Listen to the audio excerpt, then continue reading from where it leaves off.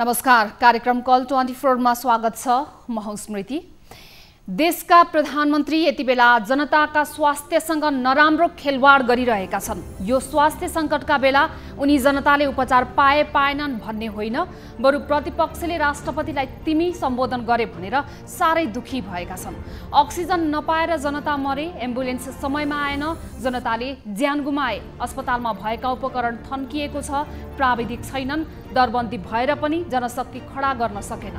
प्रशासनिक काम कारबाही चुस्त दुरुस्त भन्दा पनि कसरी जनता ठग्ने, कसरी यो विपदलाई केही स्वार्थी कर्मचारीको पोल्टा भर्ने माध्यम बनाउने भन्नेमा नै प्रशासन तल्लीन जस्तो देखिएको छ। तहगत हुने यस्ता विसङ्गतिलाई माथिल्लो तहले निगरानी र कारबाही गर्नुपर्छ, तर दुर्भाग्य जनताले हामीसँग जनताका लागि बोलिदिने माथिल्लो निकाय पनि छ भन्ने आधारसम्म देखेका छैनन्। स्थानीय तहमा भइरहेको यस्ता दुस्साहसमा माथिल्लो तहले भने आँखा चिम्लेर बसेको छ। हामीले हिजोको एपिसोडमा केही स्थानीय तहका जिम्मेवार व्यक्तिहरूलाई प्रश्न गरेका थियौं के रोग र अभावले जनता घरमै मर्दा समेत तपाईहरू हेरेर मात्र बस्नुहुन्छ? उहाँहरूको जवाफ थियो, उजुरी आएमा हामी अवश्य कारबाही गर्छौं, तर कोरोना कहर र निषेधाज्ञाले निम्त्याएको असामान्य परिस्थितिमा पीडितको उजुरी मात्रै कुरेर छानबिनमा ननिस्कनु अरू केही नभएर मूर्खता हो, व्यथितिलाई बढावा दिने एउटा बहाना मात्रै हो। सम्बन्धित निकायले यसमा ध्यान दियोस्। अब आजको विषयतर्फ लागौं। कोरोनाको दोस्रो लहरले गाजेको 1 महिना पुग्न लागिसक्यो। देशभर हरेक दिन संक्रमितको संख्याले खतराको घन्टी बजाउन छाडेको छैन। केही दिन यतादेखि हामीले दूरदराजका विकट स्थानबारे पनि स्थलगत रिपोर्टिङ गरिरहेका छौं। आज पनि हामी भक्तपुरको अवस्थाबारे विस्तृत जानकारी लिन्छौं। भौगोलिक र सामाजिक दुवै अवस्थाबाट भक्तपुर स्वास्थ्यको आवश्यकता सेवाबाट वञ्चित हुने जिल्ला भने होइन, तर यहाँ कोरोनाको दोस्रो लहरले केही दिन यता अन्य जिल्लामा भन्दा त्रसित बनाएको छ। संक्रमितको संख्या बढेको बढै छ। यसरी ग्राफ बढ्नुमा कमी कमजोरी के देखिएका छन् त विस्तृत चर्चा गर्नेछौं। उता यस्तो महामारीका बीच पनि काभ्रेमा भने कर्मचारी नियुक्ति लगायतको कानुनी प्रक्रिया मिटिएको प्रसङ्ग पनि हामीसँग छन्। यस अलावा तपाईँ दर्शकहरूसँगको प्रत्यक्ष कुराकानीमा पनि हामी जोडिनेछौं।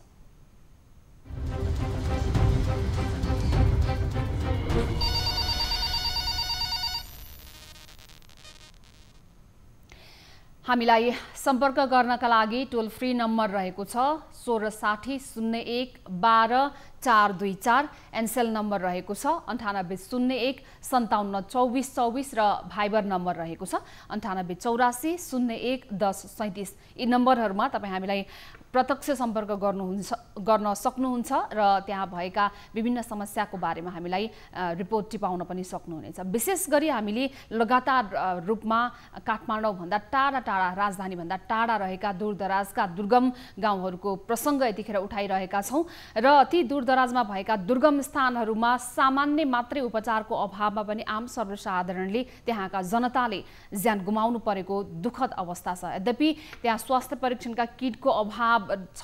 स्वास्थ्य परीक्षण गर्ने किटको अभाव भएको कारणले गर्दाखेरि जुनसुकै बिरामीको मृत्यु भए तापनि यो कोरोना संक्रमणका कारण बिरामीको मृत्यु भयो अथवा अन्य कुनै रोगका कारण बिरामीको मृत्यु भएन भनेर छुट्याउन समेत सकिने अवस्था रहेको छैन।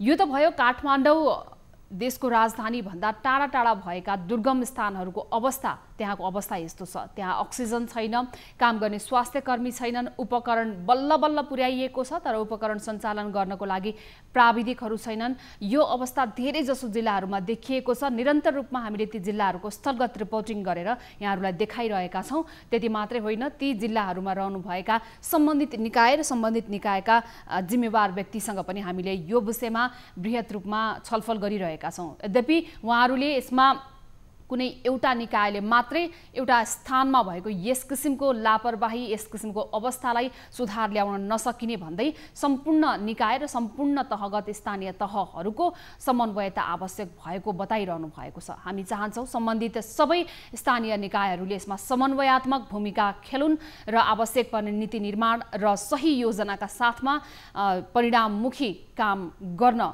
सकुन्।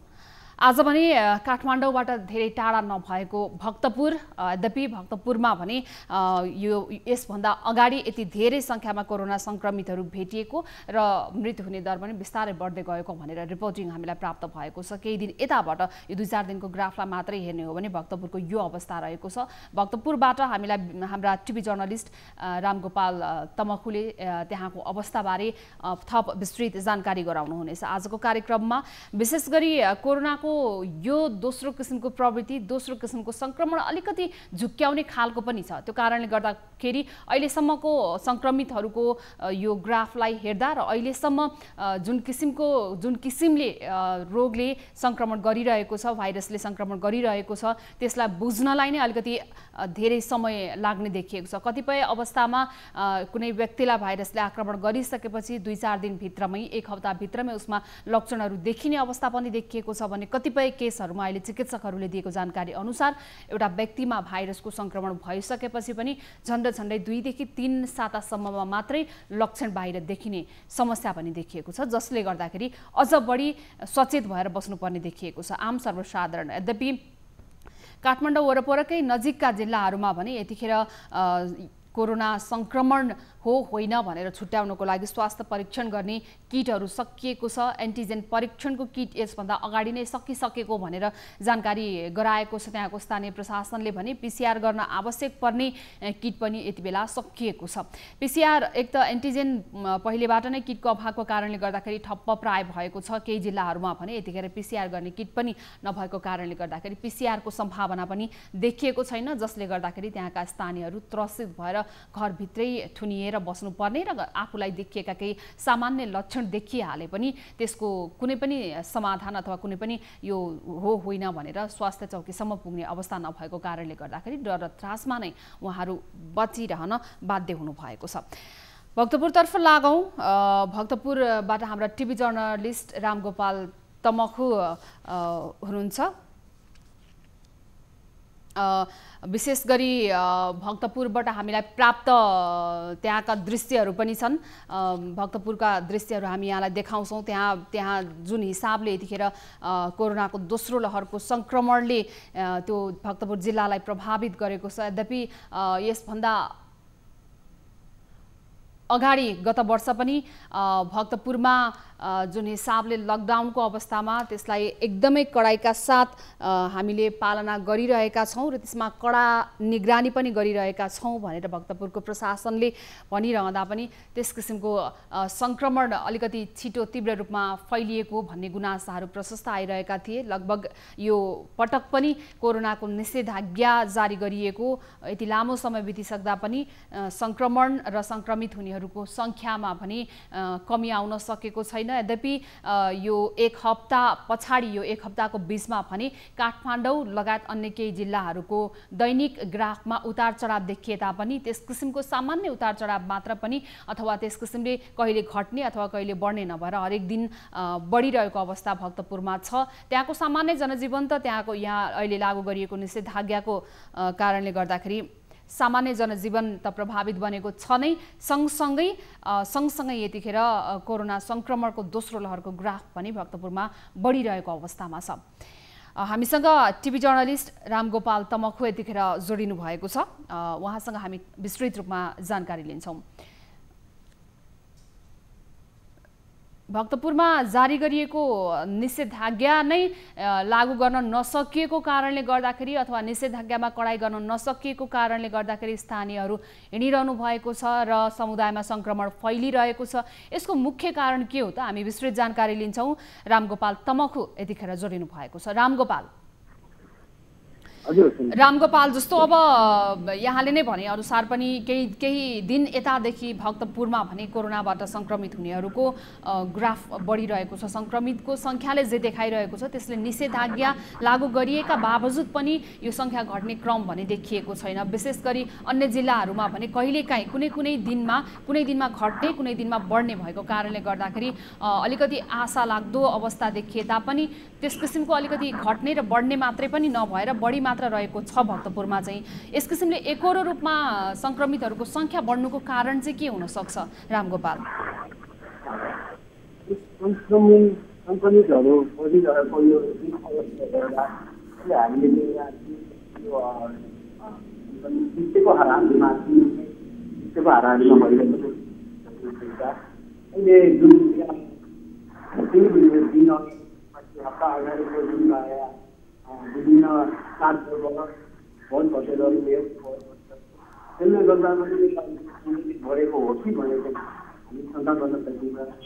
मैले जिल्लाका प्रमुख जिल्ला अधिकारीसँग उहाँले चाहिँ के भन्नुभएको रामगोपाल, तपाईँलाई हामीले अलिकति स्पष्टसँग बुझ्न सकिरहेका छैनौँ। तपाईँको अडियो त्यति क्लियर पनि आइरहेको छैन, त्यो कारणले गर्दाखेरि एकैछिनपछि पुनः सम्पर्कमा ल्याउनेछु म यहाँलाई। जस्तो अब भक्तपुरमा अहिले जुन किसिमको अवस्था यतिखेर देखिएको छ, भक्तपुर मात्रै नभएर काठमाडौँ वरपरका ललितपुर, काठमाडौँभन्दा नजिकै रहेको धादिङ, नुवाकोट लगायतको जिल्लाहरूको अवस्था पनि लगभग त्यस्तै देखिएको छ। यद्यपि काठमाडौँ जिल्लामा जारी गरिएको निषेधाज्ञा र निषेधाज्ञाले अहिलेसम्म पारेको असरबारे पनि हामीले निरन्तर रूपमा यहाँहरूलाई जानकारी गराइरहेका छौँ, अपडेट गराइरहेका छौँ। विशेष गरी निषेधाज्ञा त लागू गर्छ प्रशासनले, तर निषेधाज्ञा लागू गरिसके तापनि निषेधाज्ञामा गर्नुपर्ने कडाई लगायतका काम कारबाहीहरू हुन नसकेको कारणले गर्दाखेरि निषेधाज्ञा तोडेर पनि जबरजस्ती उहाँहरू आम सर्वसाधारण निस्कने गरेको कारणले गर्दा पनि अलिकति यस किसिमको विपदको बेलामा त्यसलाई म्यानेज गर्न पनि अप्ठ्यारो हुन्छ। भक्तपुरबाट रामगोपाल तमखु हुनुहुन्छ। रामगोपाल, जस्तो अहिले जुन किसिमले निषेधाज्ञा जारी छ, काठमाडौँको 3वटै उपत्यकामा जारी गरिएको निषेधाज्ञा भक्तपुरमा त्यस्तै जारी छ। अब अहिले चाहिँ यो अवस्थामा निषेधाज्ञाका बावजुद पनि त्यहाँ मानिसहरू घरबाट निस्कनु भएको छ, अथवा समुदायमा यति तीव्र रूपमा सङ्क्रमण फैलनुको कारण चाहिँ आम सर्वसाधारण निषेधाज्ञा नटेरेर निस्किएको कारणले हो कि भन्न सकिने अवस्था छ कि के छ? अब अहिलेको अवस्था हेर्दा पहिला लकडाउनमा जति मान्छे निस्किन्थ्यो, तर निषेधाज्ञाको समयमा त्यति मान्छेहरू बाहिर ननिस्के तापनि अहिले जुन यो महिना दिन अगाडिको निषेधाज्ञा हुनु अगाडि जुन मान्छेले भोट भटेरको लागि स्वीकृति बिहा दिएको लागि विभिन्न देवाली पूजाहरू लगायतका विभिन्न जात्रा पर्वलाई गर्दा त्यसले गर्दा सङ्क्रमितहरू अहिले बढिएको हो कि भन्ने त्यहाँ आशंका गरिएको छ। जस्तै मैले भक्तपुर जिल्ला सिडिओ कार्यालय भक्तपुर जिल्लाका प्रमुख जिल्ला अधिकारीसँग कुरा गर्दा उहाँले चाहिँ यस्तो भन्नुभएको छ कि जुन जात्रा पर्वहरू नगर्नुभन्दा पनि अध्ययन गरेर जात्रा पर्वहरू गरेको त्यसबाट पनि सङ्क्रमितहरू बढेको हुन सक्ने उहाँले चाहिँ भन्नुभएको छ भने अबको केही 13 गतेसम्म अहिले जुन निषेधाज्ञा लागू छ, यो निषेधाज्ञालाई चाहिँ अब यो सङ्क्रमणलाई न्यूनीकरण गर्नको लागि उहाँले चाहिँ 13 गतेपछि चाहिँ सामान्य कामको लागि पनि बाहिर निस्किनेलाई चाहिँ कारवाही गर्ने तरिकाले चाहिँ अहिले नियम कानुनहरू बनाउनु भएको निषेधाज्ञामा यो गर्न लागेको भन्ने कुरा हामीले जानकारी दिएको छ। अब चाहिँ त्यहाँको प्रशासनले जस्तो अब अटेर गर्नेलाई पनि कडा कारबाही गर्छौँ भन्ने प्रतिबद्धता चाहिँ जनाउनु भएको छ। अब अहिले चाहिँ जस्तो त्यहाँको अस्पतालले दिएको जानकारी अनुसार र अस्पतालमा देखिएको रेसियो अनुसार चाहिँ जुन किसिमले जुन दरमा चाहिँ अहिले त्यहाँ सङ्क्रमितहरूको सङ्ख्या बढिरहेको छ, यो कतिको भयावह अवस्था हो अथवा के छ? त्यहाँको त्यो जुन रेसियो छ त्यो बारे पनि अलिकति क्लियर पारिदिनुहोस् न रामगोपाल। अस्पतालहरूको अवस्था हेर्दा भयावह भन्दा पनि किनभने होम आइसोलेसनमा बस्ने धेरै सङ्क्रमित भइसकेको पछि पनि होम आइसोलेसनमा बस्ने धेरै भएकोले जुन होम आइसोलेसनमा बस्ने अति आवश्यक अक्सिजनै नचाहिने भएसम्म चाहिँ नआउने भएर चाहिँ शिक्षित अवस्थामा एकदमै शिक्षित अवस्थामा मात्र हस्पिटलमा आउने भएकोले चाहिँ एचडियू नभएको हस्पिटलमा उहाँहरूलाई उपचार गर्न असम्भव भएको कारणले गर्दा एचडियू भएकै हस्पिटलहरूमा जानुपर्ने भएकोले एचडियूको पनि सङ्ख्या निकै कम भएकोले अक्सिजन बिना उहाँहरू मात्र नसक्ने अवस्था भइसकेपछि मात्र हस्पिटलमा पुग्ने भएकोले चाहिँ हस्पिटलमा चाहिँ अलिकति भयावह भएको हो कि भने देख्न सकिन्छ। जस्तो अब त्यहाँको स्थानीय तहहरूले बनाएका आइसोलेसन केन्द्रहरू पनि छन् जहाँ चाहिँ अक्सिजनै आवश्यक पर्यो भने तापनि अक्सिजन सहितको बेडहरू पनि उपलब्ध गराइएको छ। अब त्यहाँको भक्तपुरको स्थानीयहरूको पहलमा जुन किसिमको आइसोलेसन सेन्टरहरू बनेका छन् त्यहाँसम्म चाहिँ आफ्नो घरमा यदि निगरानी हुन सक्दैन भने त्यहाँ आइसोलेसन सेन्टरसम्म पुग्यो भने चाहिँ तपाईँहरूले निगरानी पाउनुहुन्छ भन्ने जानकारी चाहिँ त्यहाँको स्थानीयहरूलाई नभएको कारणले गर्दा पनि अलिकति यस किसिमको लापरवाही देखिएको छ अथवा उहाँहरूको स्वास्थ्य अवस्थाबारे निरन्तर निगरानी निगरानी गर्न कठिनाई भएको छ अथवा के छ रामगोपाल? अब जुन स्थानीय सरकार भनौँ या स्वास्थ्य कार्यालयबाट सामान्य जानकारी भएकोले चाहिँ डाक्टरसँग सल्लाह गरेर डाक्टरको सुझावहरू मानेर होम आइसोलेसनमा बसिरहेका पनि धेरै छन्। तर पनि उहाँहरूले स्वास्थ्य मापदण्डहरू अप्नाए, जति स्वास्थ्य मापदण्ड अप्नाउनु पर्ने हो त्यो अनुसारको मापदण्डहरू नअप्नाएका कारणले यी सङ्क्रमितहरू समुदायमा फैलिएको हो कि भने स्वास्थ्य कार्यालयका प्रमुख कृष्णबहादुर निगाजीले भन्नुभएको छ। जस्तो यहाँले सरसर्ती अहिले त्यहाँ भक्तपुरको सर्वसाधारणको दैनिकीलाई हेर्दाखेरि निषेधाज्ञामा अब पक्कै पनि मानिसहरूको चहल पहल त कम हुन्छ, तर भक्तपुर आफैमा पनि त्यहाँनिर उत्पादन पनि हुने ठाउँ हो। त्यो कारणले गर्दा पनि त्यहाँ स्थानीय स्तरमा कृषिजन्य उत्पादनहरू भएका उत्पादनहरू सर्वसाधारणहरूले त्यहाँका स्थानीयहरूले त्यही नै बिक्री वितरण पनि गर्नुहुन्छ भने कतिपयले त्योभन्दा अलिकति टाढा गएर अरू जिल्लामा पनि गएर गर्नुभएको पनि देखिएको छ। अब यो माल सामान ओसार पसार गर्दाखेरि अथवा स्थानीय कृषिको लागि बजार खोज्दाखेरि त्यसलाई सुरक्षित बनाइने अथवा सुरक्षित राखिने अवस्था चाहिँ कतिको सृजना गरेको छ त्यहाँको स्थानीय तहले? हिजो लकडाउनको अवस्थामा जुन किनमेल गर्ने समयमा जुन किनमेलको लागि समय छुट्याएको थियो त्यो समयमा हरेक सरकारी पसलहरूमा चाहिँ 2 मिटर 3 मिटरको दूरीमा चाहिँ घेरा लगाएर यो उसमा चाहिँ बस्नुपर्छ है, तपाईँले किनमेल गर्नुपर्छ, स्वास्थ्य मापदण्ड ख्याल गर्नुपर्छ भन्ने हिसाबले नगरपालिकाका कर्मचारीहरू खटाएका छन् स्वयंसेवकका लागि। तर यो जुन निषेधाज्ञा यो भइसकेपछि अहिले निषेधाज्ञा लागू छ, यति बेला चाहिँ त्यस्तो स्वयंसेवकहरू कोही पनि देखिएको छैन। जुन पहिला घेरा लगाएर स्वास्थ्य मापदण्ड अनुसार 2 मिटर अथवा 3 मिटर टाढा बसेर किनमेल गर्नुपर्छ भन्ने जुन पहिलाको नियमहरू स्वास्थ्य मापदण्डहरू नियम थियो, तर आजभोलि चाहिँ त्यो लागू भएको छैन। किनमेल गर्ने सरकारी किनमेल गर्ने सामग्री जहाँ पनि भिडै देखिन्छ अहिले चाहिँ। हुन्छ रामगोपाल, तपाईँ सम्पर्कमै रहनु होला। म पहिला यहाँ हाम्रा स्वास्थ्य कार्यालय भक्तपुरको स्वास्थ्य कार्यालयका प्रमुख कृष्णबहादुर मिजार सर पनि जोडिनु भएको छ, उहाँलाई म अलिकति कार्यक्रममा जोड्छु। मिजार सर, स्वागत छ यहाँलाई कार्यक्रममा।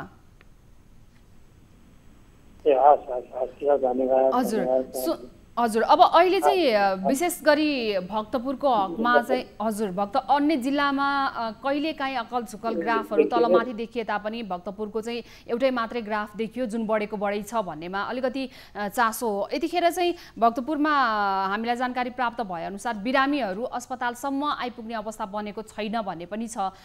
के छ यहाँको अनुभवमा अहिलेसम्म चाहिँ यहाँले त्यहाँ अस्पतालको तर्फबाट जवाफ दिनुपर्दा अहिलेसम्म यो ग्राफ बढ्नुमा त्यहाँ के कस्तो व्यवस्थापन गरिएको छ, के छ?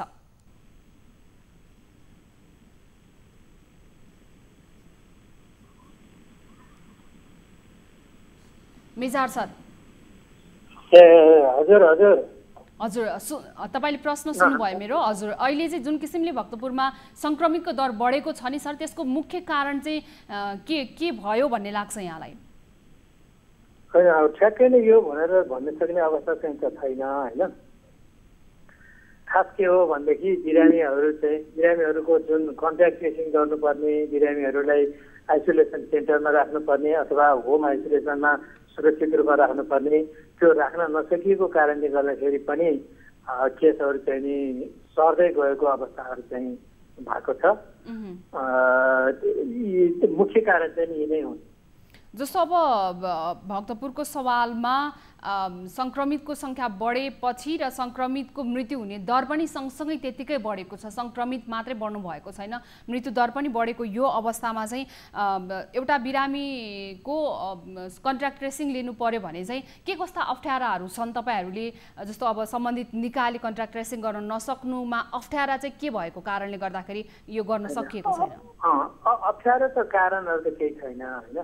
वास्तवमा पहिलो जुन वेब थियो, पहिलो वेबमा चाहिँ नि उहाँहरूले जति चाहिँ नि कन्ट्रिब्युट गर्नुभयो त्यो कन्ट्रिब्युटको जति उहाँहरूले पाउनुपर्ने भन्ने कुराहरू जुन आश्वासन दिएको थियो त्यो आश्वासनले गर्दाखेरि पनि समस्या आइपर्यो र उहाँहरूले जस्तै कन्ट्याक्ट ट्रेसिङ गर्ने बेलामा फोनमा चाहिँ फलोअप गर्ने कुराहरू, केसहरूलाई चाहिँ नि घरमा बसेको अवस्थामा पनि कसरी बस्नु भएको छ, के पालना गर्नु भएको छ, यो कुराहरू पालना गर्नुपर्छ भनेर फोनमा चाहिँ नि कन्ट्याक्ट गर्ने, यो गर्दै जाँदाखेरि उहाँहरूले जति खर्च चाहिँ गर्नुभयो त्यो खर्चको पनि उपलब्धि पनि भएन, खर्चले उहाँहरूले धान्न नसक्ने अवस्था भयो।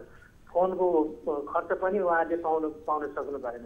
त्यो कारणले गर्दाखेरि पनि स्वास्थ्य कर्मीहरूमा अलिकति नैराश्यता चाहिँ नि आयो, जसले गर्दा मोटिभेसनको कमजोर भयो। त्यो कारणले गर्दाखेरि पनि उहाँहरूले कन्ट्याक्ट ट्रेसिङलाई साह्रो ध्यान दिन सक्नु भएन। स्थानीय तह स्थानीय प्रशासनले यो जिम्मा पाएको छ। उहाँहरूले चाहिँ आफ्नो स्थानीय तहमा भएका यी यस्ता खर्च बजेट निकासा लगायतका कुराहरूलाई त्यहाँको स्थानीय तहले पनि प्रत्यक्ष रूपमा निगरानी गर्न सक्छ, बजेटहरू यहाँलाई निकासा पनि गराउन सक्छ। त्यसको लागि भनेर त्यो जिम्मेवारी केन्द्रले दिएको पनि छ। अब यहाँले चाहिँ अब त्यहाँ सामान्य रूपमा कन्ट्याक्ट ट्रेसिङ गराउनको लागि आवश्यक पर्ने फोन कलहरूको खर्च पनि हामीले पाएनौँ भन्नुभएको छ, त्यहाँको स्वास्थ्य कर्मीहरूलाई उपलब्ध गराइएन भन्नुभएको छ। यसबारेमा त्यहाँ तपाईँहरूले जानकारी गराउनु भएको छैन? अब यो चाहिँ सानो मात्रै कुरा भए पनि महत्त्वपूर्ण कुरा त्यहीँबाट हुन्छ। उपचार लगायत सबै कुरा कन्ट्याक्ट ट्रेसिङबाट नै सुरु हुने कारणले गर्दाखेरि यो सानो भए तापनि यसले त समस्या निम्त्याउने प्रष्ट देखिन्छ। तपाईँहरूले यसबारेमा केही भन्नुभएको छैन? एकदम यो कुराहरू हामीले के भनिरहेका छौँ भने चिठी मार्फत पनि ल यस्तो छ, बजेटिङ चाहिँ माग गर्नुपर्छ, माग गर्न सकिन्छ र कन्ट्याक्ट ट्रेसिङको लागि भनेर मान्छेहरू स्वास्थ्यकर्मी हायर पनि गर्न सकिन्छ र तर यसको बजेट चाहिँ नि समयमै माग चाहिँ गर्नु पर्यो र त्यो अनुसार चाहिँ नि सङ्घीय मामला सङ्घीय तथा स्थानीय विकास मामिला मन्त्रालयले पनि उपलब्ध गराउँछ भन्ने कुरा चाहिँ हामीले गरिरहेको पनि हो र त्यो कुराहरू हुन सकेनन्। नसकेकै कारणले गर्दाखेरि समस्याहरू आए र अहिले चाहिँ नि हामीले त्यो कुराहरूलाई पनि उजागर गर्दै भनिरहेको पनि छौँ। र अहिले जुन के अरे अस्ति वैशाख जेठ 6 गते जुन निस्केको थियो, जेठ 6 गते होइन वैशाख 6 गते जुन राजपत्रमा निक्लिएको छ, त्यो कारणले गर्दाखेरि पनि पैसाहरू आउन सक्छ। त्यो अब कन्ट्याक्ट ट्रेसिङ पनि गर्नुपर्छ, जाँच पनि गर्नुपर्छ, एन्टिजेन टेस्ट पनि गर्न सकिन्छ भन्ने कुराहरू चाहिँ भइरहेको छन्। त्यो अनुसार चाहिँ गर्नुपर्छ भन्ने कुराहरू आएको छ र स्थानीय तहले त्यसलाई चाहिँ नि अङ्गीकार गरेर अबको दिनमा यो गर्नुपर्छ र जुन ठाउँमा हट स्पटहरू भएका छन् त्यो ठाउँमा चाहिँ नि एन्टिजेन टेस्ट गर्ने, पिसिआर टेस्ट गर्ने, यो कुराहरू पनि चाहिँ गर्नुपर्छ र कन्ट्याक्ट ट्रेसिङ गरेर बिरामीहरूलाई आइसोलेसनमा राखेर उहाँहरूको सर्ने जुन सार्ने कुराहरू छन् त्यो सार्नलाई चाहिँ रोकथाम गर्न सकिन्छ भन्ने कुरा चाहिँ आइरहेको छ। जस्तो अब स्थानीय तहले राखेका हेल्थ डेस्कहरू नै कति एक्टिभ छन्, जस्तो त्यहाँनिर चाहिँ जिल्ला कोभिड व्यवस्थापन केन्द्र लगायतले कतिको समन्वयमा काम गरिरहेका छन्। अब यो रेसियोमा बढ्दै जाने हो र यसलाई चाहिँ नि अब घटाउनेतर्फ नलैजाने हो अथवा यसमा नै तपाईँहरूले चाहिँ नि अलिकति मापदण्डहरूलाई कडाइका साथ लागू गर्ने अवस्था नबनाउने हो भने त यसले अझ भए अब स्थिति ल्याउने पक्की देखिएको छ। अब यहाँले नै भनिरहनु भएको छ अब यस्ता सासाना कुराहरूमा पनि ध्यान पुर्याउन सकिएको छैन भन्नुभएको छ। त्यहाँको डिसिसिएमसी हेल्थ डेस्क लगायतले चाहिँ के गरिरहेको छ, तपाईँले जानकारी लिनुभएको छ कि छैन? होइन, डिसिसिएमसीबाट त हामी पनि मेम्बर हो एकजना होइन।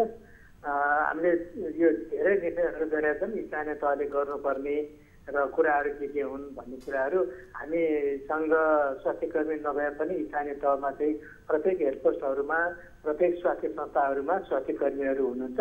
उहाँहरूले परिचालन गरेर यो कन्ट्याक्ट ट्रेसिङ गर्ने कुराहरू र अन्य कुराहरू जस्तै बिरामीको फलोअप गर्ने कुराहरू, बिरामीको अवस्था हेर्ने कुराहरू, त्यो कुरो चाहिँ गर्नुपर्छ भन्ने कुराहरू गरिरहेका छौँ भने कतिपय नगरपालिकाहरूमा त होम आइसोलेसनमा बसेका अथवा आइसोलेसनमा बसेका व्यक्तिहरूलाई चाहिँ नि डाक्टर साहबहरूको जुन जुम मिटिङ मार्फत पनि धेरै सल्लाहहरू दिने र त्यो कारणले गर्दाखेरि पनि केसहरू नभएको अवस्थाहरू चाहिँ छन्, केसहरू धेरै नदेखिएको अवस्थाहरू छ भने जुन ठाउँमा चाहिँ जुन नगरपालिकामा के कुराहरू गरिएको छैन ती नगरपालिकाहरूमा केसहरू चाहिँ नि ज्यादै भएको अवस्थाहरू देखिया छ र त्यो गराउन सकियो भने सम्पूर्ण नगरपालिकाले त्यो कुराहरू गराउन सकियो र स्थानीय तहबाट हुन सक्यो भनेदेखि त्यो कुराहरू चाहिँ कम हुँदै जान्थ्यो र भविष्यमा जति पनि फैलिन सक्ने रोगहरू छन् ती रोगहरूले चाहिँ नि कम गर्न सकिने अवस्थाहरू चाहिँ रहेका छन्। जस्तो अब त्यहाँ चाहिँ कति स्वास्थ्य सामग्रीहरू, स्रोत साधनहरू, अस्पतालको अवस्था चाहिँ सरसर्ती के छ त्यो पनि एकचोटि बताइदिइहाल्नुहोस्, किनभने अब धेरै जस्तो स्थानमा सामग्रीहरू उपलब्ध छैन, जनशक्तिहरू पनि उपलब्ध हुनुहुँदैन। अब यो हुँदाखेरि चाहिँ भक्तपुरको चाहिँ अलिकति सरसर्ती यहाँले समग्रमा बताइदिनु भयो भने। हामी यहाँ के छ भने हुनु त समस्याहरू सबै ठाउँमा छन् होइन। अक्सिजनको कुराहरू भयो, अनि जस्तै भेन्टिलेटर कुराहरू भयो, भेन्टिलेटर चलाउने जनशक्तिका कुराहरू भए होइन, यी चाहिँ नि हामी कहाँ पनि समस्या छँदैछन् सबै ठाउँमा। र अर्को कुरो चाहिँ के देखिएको छ भने जस्तै उहाँहरूले लाउनु पर्ने PPE का कुराहरू प्रत्येक 6-6 घन्टामा चाहिँ लाउनु पर्ने चाहिँ हुनसक्छ। त्यो ड्युटी त्यो अनुसार चाहिँ राखेर व्यवस्थापन गर्न सकियो भनेदेखि थोरै PPE खर्च गरेर धेरै सेवाहरू चाहिँ दिन सकिन्छ भन्ने कुराहरू पनि छन्। त्यसलाई पनि ध्यान दिनुपर्छ भन्ने चाहिँ लाग्छ। र अन्य कुराहरू चाहिँ नि जस्तै अति आवश्यक नहुने कुराहरू चाहिँ नि स्थानीय तहबाट र हामी कहाँ उपलब्ध भएका जति पनि PPEहरू छन् अथवा सेनिटाइजरहरू छन् अथवा अन्य मास्कहरू छन्, यिनीहरू चाहिँ हामीले स्वास्थ्य कार्यालयले उपलब्ध गराइरहेकै अवस्था हो। तैपनि नपुग्ने छन् भने स्थानीय तहबाट पनि किनेर पनि प्रयोग गरिरहेको अवस्था पनि छन्। कतिपयले किनेर पनि प्रयोग गर्नु भएको छ भने कतिपयले हामीले पनि उपलब्ध गराएछन्, त्यसैले चाहिँ प्रयोग गरिरहनु भएको छ। र नपुग अवस्था चाहिँ यो किसिमबाट नपुगिरहेको अवस्थाहरू चाहिँ छन् नै। हुन्छ, त्यहाँका प्रमुख जिल्ला अधिकारी मार्फत हामी यहाँहरूका यी कुराहरू राख्ने प्रयास पनि गरिरहेका छौँ। समयको लागि यहाँलाई धेरै धेरै धन्यवाद सर। भक्तपुर स्वास्थ्य कार्यालयका प्रमुख कृष्णबहादुर मिजार सर यतिखेर हामीसँग जोडिनु भएको थियो। केही दिन यताबाट भक्तपुरमा संक्रमित र मृत्यु हुने दर बढिरहँदाखेरि यसको मुख्य कारण के हुन सक्छ? निषेधाज्ञा जारी छ, अझै केही दिन निषेधाज्ञा जारी भइरहेको यो अवस्थामा पनि र लामो समयदेखि लगभग 2-3 साता बितिसकेको यो समयमा पनि निषेधाज्ञा लागू भएको अवस्थामा यसरी संक्रमणको दर बढ्नु यसले भोलिका दिनहरूमा निकै भयावह स्थिति ल्याउन सक्छ भनेर स्वास्थ्य कर्मीहरूले चिन्ता व्यक्त गरिरहनु भएको छ भक्तपुरको सवालमा। त्यसकारणले गर्दा पनि त्यहाँको सम्बन्धित निकायहरू भने यतिखेर मौन बस्नु हुँदैन, चुस्त दुरुस्त रूपमा त्यहाँ काम र जिम्मेवारी लिएर बसेका संस्था र निकायहरूले काम गर्न सुरु गरेन भने भोलिको दिनमा यसले नराम्रो परिणाम ल्याउन सक्ने अवस्था स्पष्ट रूपमा देखिएको छ। त्यसमै हामी सम्बन्धित निकायको ध्यान आकर्षण पनि गराइरहेका छौँ, उहाँहरूको जवाफ पनि चाहिरहेका छौँ। अर्को विषयवस्तुतर्फ लाग्छौँ हामी। यतिखेर कोही सर्वसाधारण यतिखेर हामीसँग जोडिनु भएको छ आफ्नो समस्या लिएर। नमस्कार, स्वागत छ यहाँलाई न्युज 24 टेलिभिजनमा। हजुर, कहाँबाट को बोल्नुभयो? म जोरपाटीबाट कृषा शर्मा बोल्दैछु। हजुर कृषाजी, भन्नुहोस् यहाँको समस्या के छ? मेरो समस्या चाहिँ मेरो मम्मीले चाहिँ कोभिड पेसेन्ट भएर हामीले KMC काठमाडौँ मेडिकल कलेज सिनामङ्गलकोमा 13 दिन राख्यौँ होइन। अनि औषधिहरू चाहिँ उहाँहरूले मगाइ गर्नुभयो कि। अनि KMC हस्पिटल भन्नुभयो? हजुर, KMC हस्पिटल सिनामङ्गल। हजुर। अनि उहाँहरूले चाहिँ औषधि मगाइ गर्नुभयो होइन। 13 दिनपछि डिस्चार्ज गर्ने बेला चाहिँ मैले अनि पैसा तिर्न गएँ फार्मेसीमा। अनि 1 झोला औषधि हाम्रो बाँकी नै थियो कि हामीले। अनि मैले 60 दिनुहोस् न यो औषधि यत्रोको बिल आएको छ भन्दाखेरि उहाँहरूले 60 दिनमा हामीले कोभिडको वार्डमा लगेको औषधिहरू 60 दिनमा भन्नुभयो कि।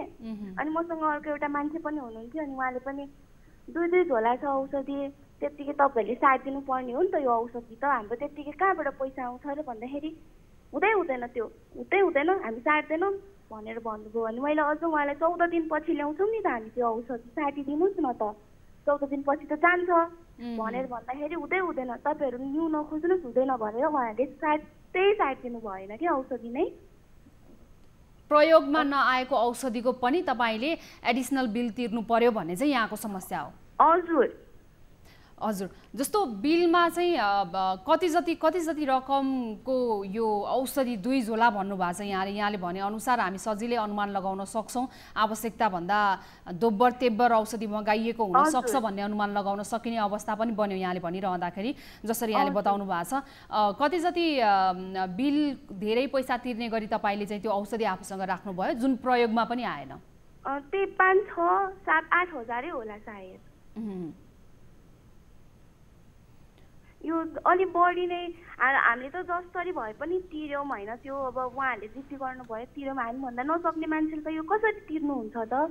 मलाई चाहिँ त्यो हो कि मेन चाहिँ।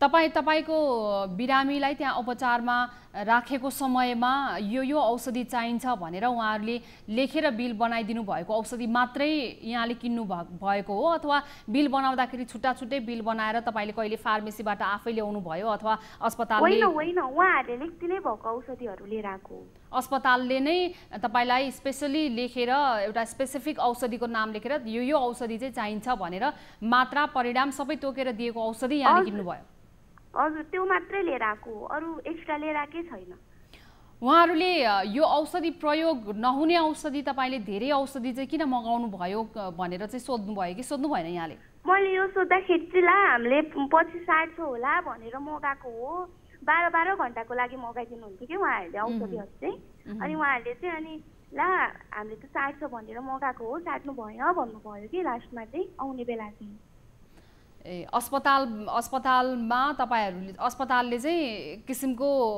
जिम्मेवार ढंगको जवाफ पाउनु भएन तपाईले यो औषधि चाहिँ फार्मेसीबाट नै लिनु भएको हो अस्पतालले दिएको बिल अनुसार अनि फार्मेसीले साटी दिएन हजुर साटी दिएन तपाईले कसैको सहयोग माग्नु भयो अस्पताल प्रशासनले यो जवाफ दिएपछि साट्नु पर्ने हो साट्दिनु भएन भनेर भनेपछि अस्पताल प्रशासनको तर्फबाट कसैको सहयोग माग्नु भयो कि माग्नु भएन फार्मेसीमा फेरि उहाँलाई एकपटक कुरा गर्न लगाउनु भयो कि भएन अनि मैले चाहिँ त्यही भएको पब्लिकहरु हुन्छ नि डिस्चार्ज भएको मान्छेहरुको पनि मान्छे हुनुहुन्थ्यो हैन मैले अनि भन्नुपर्छ यो कुरा चाहिँ भन्नै पर्छ अब साट्दै नसाटेपछि त भन्नु परिहाल्यो नि भन्दाखेरि कसैले पनि जति गरे पनि साट्दैन भन्नुभयो अनि मैले माथि गएर जुन वार्डमा मम्मी राखेको थियो अनि यहाँको नर्सहरु हुनुहुन्थ्यो के 2-3 जना अनि मैले तपाईहरुले यत्रो धेरै औषधि लेखाइदिनु भयो लास्टमा त साटेन त औषधि नै भन्दाखेरि त यो औषधि त साट्नै पर्ने हो किन साटेन त भनेर भन्नुभयो के उहाँहरुले पनि हुन्छ हामी यस विषयमा तपाईले जुन किसिमको समस्या बताउनु भएको छ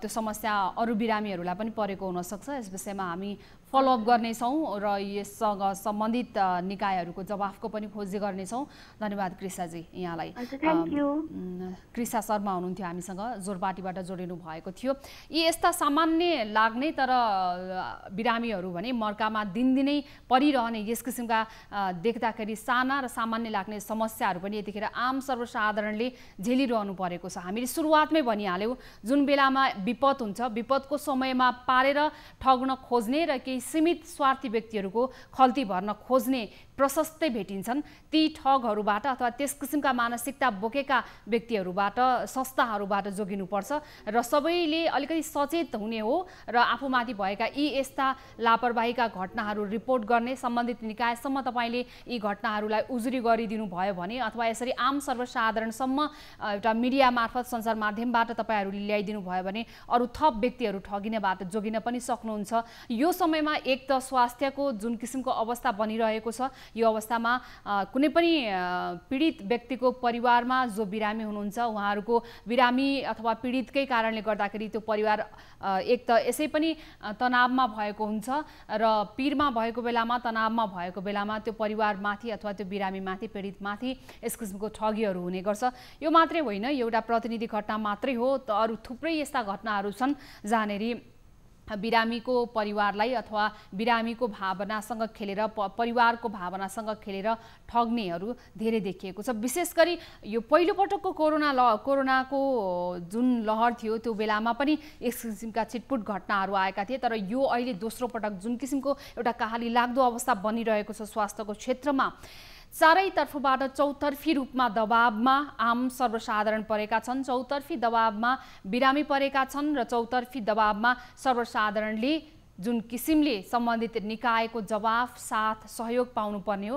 त्यो पाइरहेको अवस्था छैन त्यो कारणले गर्दा पनि सञ्चार माध्यमसम्म यी विषयवस्तुहरु आउन बाध्य भएका छन् र हामी पनि निरन्तर रूपमा यी यस्ता विषयवस्तुहरुको उठान गरिरहेका छौं र सम्बन्धित निकायलाई कमसे कम आफ्नो जिम्मेवारबाट नभाग्नको लागि बारम्बार अनुरोध गरिरहेका छौं उहाँहरुले यदि तत्कालका तत्काल यी यस्ता समस्याहरुको समाधान हामी आजको अहिले नै गर्न सक्छौं भन्ने प्रतिबद्धता गर्न सक्नु हुँदैन भने पनि कमसे कम यी यस्ता घटनाहरु र यस्ता विकृतिहरुमाथि खोजी र छानबिन भने अहिले तत्कालै सुरु गरिनुपर्छ। खालि उहाँले औपचारिक रूपमा उजुरी मात्रै कुरेर जिम्मेवार निकाय यतिखेर बस्नु हुँदैन। जुन बेलामा विपदको समय छ, महामारीको बेलामा सबैले चुस्त दुरुस्त ढङ्गबाट काम कारबाही थालनी गर्न सक्यो, काम कारबाही गर्न सक्यो भने मात्र यसको परिणाम आउन सक्छ। संसारमा यस्ता थुप्रै दृष्टान्तहरू छन् जहाँ प्राकृतिक विपद होस् अथवा यस किसिमका स्वास्थ्यसँग सम्बन्धित विपद होस्, यस्तो विपदको बेलामा कतिपय अवस्थामा त्यहाँको त्यो देशको सरकारले, त्यहाँ देशको सम्बन्धित प्रशासनले त्यो घटनामा आफ्नो लगाम लगाउन सकेन भने त्यसले एउटा सम्पूर्ण देशलाई नै विकासतर्फ होइन पछाडिको समयतर्फ धकेलेर लैजाने दृष्टान्तहरू धेरै नै रहेका छन्। भइसकेका विकासहरू, अगाडि बढिसकेका उन्नतिहरू पनि पछाडि धकेलिनेछन्। यस किसिमको अवस्था नेपालमा पनि नआउला भन्ने अवस्था छैन। राजनीतिक सङ्कटको अवस्था यतिखेर देखिएको छ। राजनीतिक दलहरू गैर जिम्मेवार बनिरहेका छन्, देशका शासकहरू यतिखेर गैर जिम्मेवार बनिरहेका छन्, जहाँनेरि स्वास्थ्य जस्तो एउटा गम्भीर विषयमाथि पनि खेलवाड भइरहेको छ। विभिन्न स्थानमा रहेका हाम्रा टिभी जर्नलिस्टहरूबाट हामीले त्यहाँको स्थलगत रिपोर्टहरू प्राप्त गरिरहेका छौँ र हरेक दिन हामी त्यहाँको रिपोर्टहरू जोडिरहेका छौँ। त्यो सँगसँगै तपाईँ आम सर्वसाधारण यतिखेर मर्कामा परिरहनु भएको छ भने तपाईँले पनि हामीलाई प्रत्यक्ष सम्पर्क गरिरहनु भएको छ। कोही जोडिनु भएको छ हामीसँग यतिखेर, उहाँको समस्या बुझौँ। नमस्कार, कहाँबाट को बोल्दै हुनुहुन्छ? सर नमस्कार, म रौतहट जिल्लाबाट सुरेन्द्र प्रसाद कुशवाहा बोल्दैछु। हजुर, भन्नु सुरेन्द्रजी, के छ यहाँको समस्या? समस्या के छ भने मेरो पैसा अलिकति इन्डियाबाट कल गरेको थियो, विभिन्न किसिमको प्रलोभन दिएर लटरीको नाममा होइन। अनि मेरो थुप्रो पैसा चाहिँ ठगी गर्यो नि त। अनि पछि चाहिँ उसले केही न केही गर्यो, अनि त्यसपछि मलाई थाहा लाग्यो कि त्यो फटाहो भनेर। तपाईलाई चाहिँ यो चाहिँ फोन मार्फत आयो अथवा SMS मार्फत आयो, कसरी ठगिनु भयो? अलिकति विस्तृत रूपमा बताइदिनुहोस् न। तपाईँलाई पहिला कसैले फोन गर्यो अथवा कसैले मेसेज पठायो? मेसेन्जरमा फोन आयो एकचोटि होइन, मेसेन्जरमा फोन आयो। अनि भन्यो उसले कि तपाईँको नामको लटरी परेको छ, तपाईँको नाम चाहिँ लकी ड्रमा परेको छ। मेसेन्जर र व्हाट्सएपहरू समावेश गरेर तपाईँको नाममा, तपाईँको व्हाट्सएपमा हामी त्यो गरेर लकी ड्र गराएको थियो। त्यसको कारणले गर्दा फेरि तपाईँ पर्नु भएको छ त्यसमा लकी ड्र नम्बर। तपाईँको नाममा लटरी आएको छ 25 लाखको। तपाईँ अब के अरे अब 25,000 हाल्नुहुन्छ भने त्यो तपाईँको यो हामी खातामा ट्रान्सफर गर्ने, यसो गर्ने त्यसो गर्ने भनेर विभिन्न कुरो भन्यो होइन। प्रक्रियाको लागि चाहिँ 25,000 तिर्नुपर्छ भने जस्तो कुरा भयो। जस्तो तपाईँले कति पटक जति त्यस किसिमको फोनमा अथवा त्यस किसिमको मेसेजमा रिप्लाई गर्नुभयो, कतिचोटि उहाँहरूसँग कुरा गर्नुभयो, त्यो फोनमा तपाईँले कतिचोटि फोन गर्नुभयो? अब यस्तो बेलामा चाहिँ के पनि हुन्छ भने नि आम सर्वसाधारणले थाहा पाउनुपर्छ, यस किसिमको शङ्कास्पद कुनै पनि कल आयो भने अथवा कुनै पनि मेसेज आयो भने तपाईँले त्यसको रिपोर्ट राख्नुपर्छ। तपाईँले त्यो फोन कलहरूको रेकर्डिङ पनि राख्नुपर्छ। तपाईँले त्यो रेकर्डिङ गर्ने प्रयास गर्नुभयो कि गर्नु भएन? कतिको जानकार हुनुहुन्थ्यो? अब व्हाट्सएपबाट त कुरो भएको छ भने उसले पनि रेकर्डिङ मेसेजहरू पठाएको छ, भोइस बोलेर पठाएको छ, मैले नि बोलेर पठाएको छु भने त्यो भोइस रेकर्डहरू छ अलिअलि। तर फोनमा चाहिँ व्हाट्सएपमा कल गरेको तिनीहरू त चाहिँ त्यो रेकर्ड त छैन। कल फोनमा कुरा भएको रेकर्ड चाहिँ तपाईँसँग छैन, तर भोइस मेसेजहरू चाहिँ तपाईँसँग छ। हुन्छ, तपाईँले चाहिँ आफ्नो ब्याङ्कको डिटेल्सहरू त उहाँलाई सजिलै दिनुभयो र 25,000 रुपियाँ तिर्नुभयो? 25,000ले मात्र होइन, 25,000 सुरुमा 25,000 दिनुहुन्छ भने तपाईँको यो के अरे यो फाइलहरू जुन छ नि, त्यो फाइलहरू इन्ट्री हुन्छ। त्यो फाइलहरू 25,000 लिएपछि फाइल इन्ट्री गर्यो, त्यसपछि अब यो पैसा खातामा इन्डियाबाट नेपाल ट्रान्सफर गर्नलाई यति ट्याक्स तिर्नुपर्छ, उति ट्याक्स तिर्नुपर्छ, सरकार ट्याक्स, अनलाइन ट्याक्स, विभिन्न किसिमको गरेर त्यो मसँग धेरै पैसा ठग्यो नि त, थुप्रो गयो नि। हुन्छ हुन्छ तपाईको यो घटनाले अरू पनि अलिकति जागरुक बस्न सजिलो हुन्छ। यो पहिलो घटना पनि होइन, यो धेरैचोटि यस किसिमको घटनाहरूको गुनासो हामीसम्म आइपुग्ने गरेको छ। तपाईले गर्नुभएका त्यो प्रोसेसिङहरू अथवा तपाईले राख्नुभएका रेकर्डहरू छ भने चाहिँ तपाईले त्यो हामीलाई पछि पठाउन पनि सक्नुहुन्छ। त्यो भयो भने यसमा हामीले उजुरी गर्न सकिन्छ। तपाईले त्यहाँ आफ्नो नजिकैको प्रहरी चौकीमा गएर पनि यो विषयलाई उजुरी गर्न सक्नुहुन्छ, किनभने यस किसिमले लोटरी चिट्टा भनेर चाहिँ धेरैजना यतिखेर ठगी भएको अवस्था छ। तपाईले त्यहाँ गएर उजुरी गरिदिनु भयो भने त्यहाँको स्थानीय प्रशासनले यसबारेमा खोजी छानबिन अघि बढाउनको लागि सजिलो पनि हुन्छ। तपाईले त्यो नम्बर पनि उपलब्ध गराइदिन सक्नुहुन्छ। हस्, धन्यवाद यहाँलाई सुरेन्द्रजी। हजुर हजुर हस्। हामीसँग एकजना सर्वसाधारणको यो गुनासो थियो।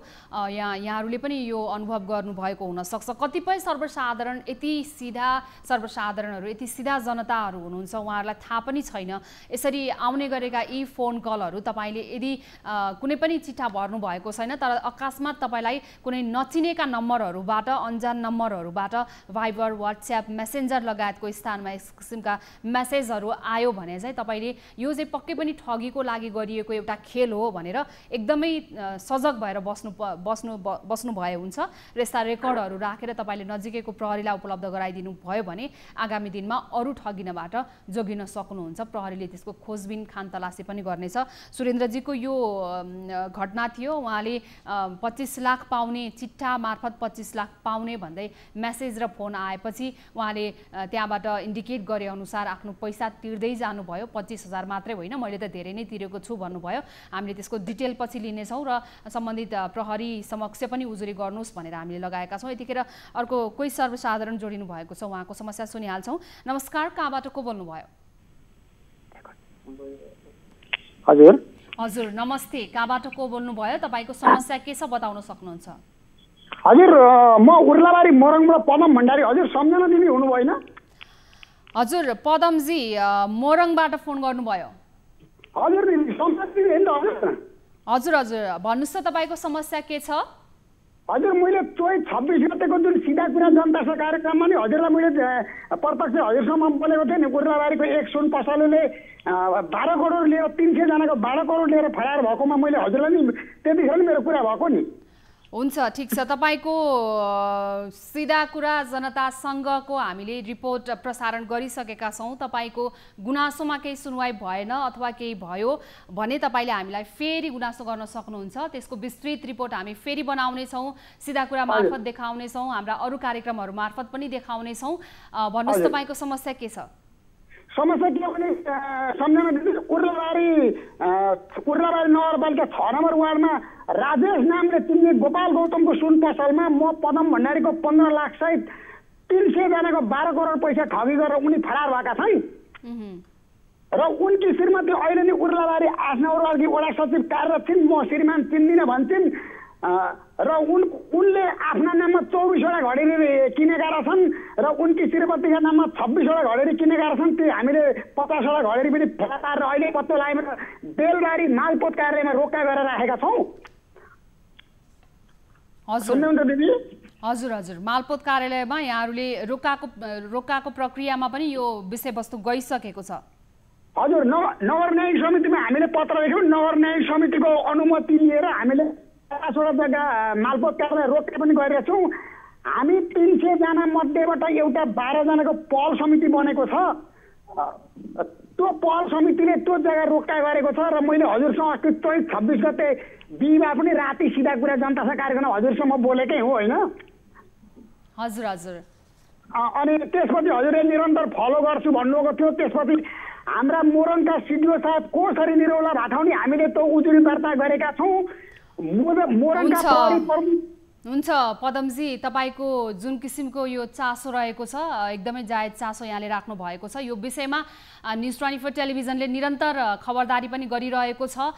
तपाईँहरूको योसँग सम्बन्धित रिपोर्ट हामीले बारम्बार प्रसारण गरिरहेका छौँ र सम्बन्धित निकायसम्म हामीले यो कुरा पनि पुर्याएका छौँ र उहाँहरूले जवाफ पनि दिइरहनु भएको छ। यद्यपि मालपोत कार्यालयमा उहाँहरूको यो 300 जनाको पैसा ठगी भएको विषयवस्तु हो।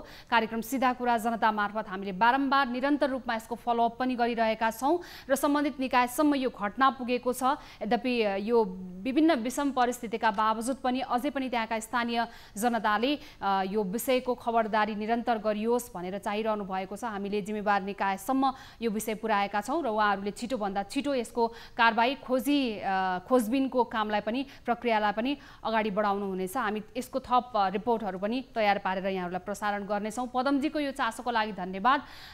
आजको लागि कार्यक्रमको समय सकिएको छ र यो सँगै हामीले विभिन्न स्थानीय तहमा भएका यी यस्ता किसिमका विसङ्गति विकृतिहरूको बारेमा निरन्तर आवाज उठाइरहेका छौँ। तपाईँहरूले आफूमा भएका आफ्नो वरपर भएका समस्याहरू हामीलाई रिपोर्ट गर्न सक्नुहुन्छ। त्यसको लागि हाम्रो टोल फ्री नम्बर रहेको छ 1660 01 12 424, एन्सल नम्बर रहेको छ 98 01 57 24 24 र भाइबर नम्बर रहेको छ 98 84 01 10 37 मार्फत तपाईँ हामीलाई त्यहाँको विस्तृत विवरणहरू पनि पठाउन सक्नुहुनेछ। न्युज 24 टेलिभिजन हेर्दै रहनुहोला। नमस्ते।